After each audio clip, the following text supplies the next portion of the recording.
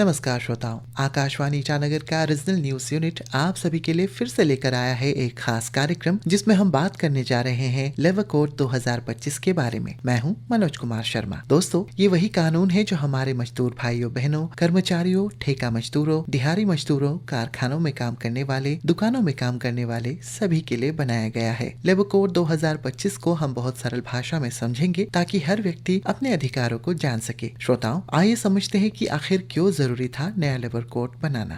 दोस्तों, भारत में पहले से ही कई ज्यादा अलग अलग श्रम कानून थे, जैसे minimum wages act, bonus act, EPF act, factories act, maternity benefit act, industrial disputes act जैसे और भी बहुत सारे कानून। समस्या ये थी कि इतने सारे कानून होने से मजदूर भ्रमित हो जाते थे। नियोक्ता भी कई बार गलती से नियम तोड़ देते थे और कई जगह शोषण हो जाता था क्योंकि किसी को पूरी जानकारी ही नहीं होती थी। इसीलिए सरकार ने तय किया कि सभी कानूनों को सरल कर एक संगठित लेबर कोड बनाया जाए ताकि नियम स्पष्ट हो, जिसे लागू करना भी आसान हो सके। आइए श्रोताओं, समझते हैं लेबर कोड 2025 के मुख्य बातें क्या क्या है। अब हम सबसे महत्वपूर्ण हिस्से पर आते हैं। ये कोड मजदूरों के जीवन में क्या परिवर्तन लाएगा, जिसे हम निम्न बिंदुओं से समझ सकते हैं। बिंदु नंबर 1, काम के घंटे यानी वर्किंग आवर्स। नए कोड में काम के घंटों को लेकर साफ नियम होंगे, जिसमें निर्धारित होगा कि रोजाना और साप्ताहिक कितने घंटे काम कराया जा सकता है। उससे ज्यादा होने पर वो ओवर टाइम माना जाएगा और ओवर टाइम का भुगतान निश्चित दर पर देना होगा। किसी भी मजदूर से जबरन ज्यादा काम नहीं कराया जा सकता।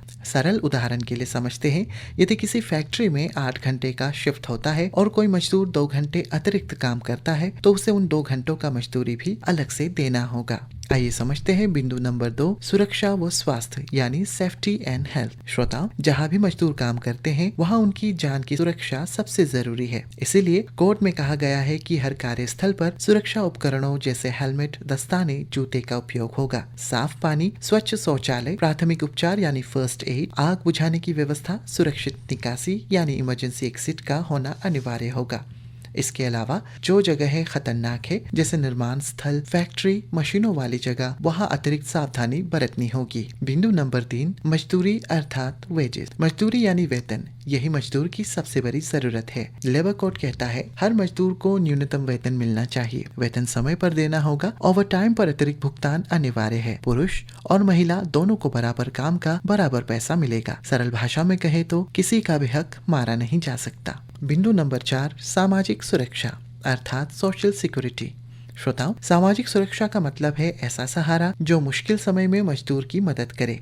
इनमें शामिल है स्वास्थ्य लाभ, पेंशन, भविष्य निधि, दुर्घटना सहायता, मातृत्व लाभ एवं बीमारी के समय मिलने वाली मदद। सरकार का लक्ष्य है कि ज्यादा से ज्यादा मजदूर सामाजिक सुरक्षा के दायरे में आए, खासकर असंगठित क्षेत्र के मजदूर यानी अनऑर्गेनाइज्ड वर्कर्स जैसे दिहाड़ी मजदूर, खेतीहर मजदूर, निर्माण कार्य वाले मजदूर आदि। बिंदु नंबर 5 होगा छुट्टियां और अवकाश यानी लीव रूल्स। दोस्तों, कोर्ट में यह भी साफ किया गया है कि मजदूरों को वार्षिक छुट्टियां मतलब पेड एनुअल लीव भी मिलेंगी, जिसके तहत बीमारी में सिक लीव का हक होगा। महिलाओं को मातृत्व अवकाश अर्थात मैटरनिटी लीव मिलेगी। छुट्टियां देने के तरीके और गणना साफ होगी ताकि हर मजदूर को पता रहे कि उन्हें कितने दिन का हक है। बिंदु नंबर 6 है असंगठित क्षेत्र के मजदूर मतलब अनऑर्गेनाइज्ड वर्कर्स। भारत में सबसे अधिक मजदूर असंगठित क्षेत्र में काम करते हैं, जैसे राजमिस्त्री, बढ़ई, मजदूरी करने वाले, घरेलू कामगार, खेती बाड़ी से जुड़े लोग, छोटे दुकानों में काम करने वाले आदि। और इनके लिए सरकार ने कहा है कि इन मजदूरों को भी सामाजिक सुरक्षा देनी है। सरल रजिस्ट्रेशन की व्यवस्था होगी और कल्याण योजनाएं उन तक भी पहुंचाई जाएंगी। मतलब जो मजदूर सबसे वंचित थे अब वे भी व्यवस्था के दायरे में आ गए हैं। श्रोता साथियों, लेबर कोड 2025 के मुख्य बातों को समझने के बाद आइए जानते हैं कि इस कोड से मजदूरों को क्या क्या लाभ होंगे। लाभ नंबर 1, सुरक्षित काम का माहौल। नंबर 2,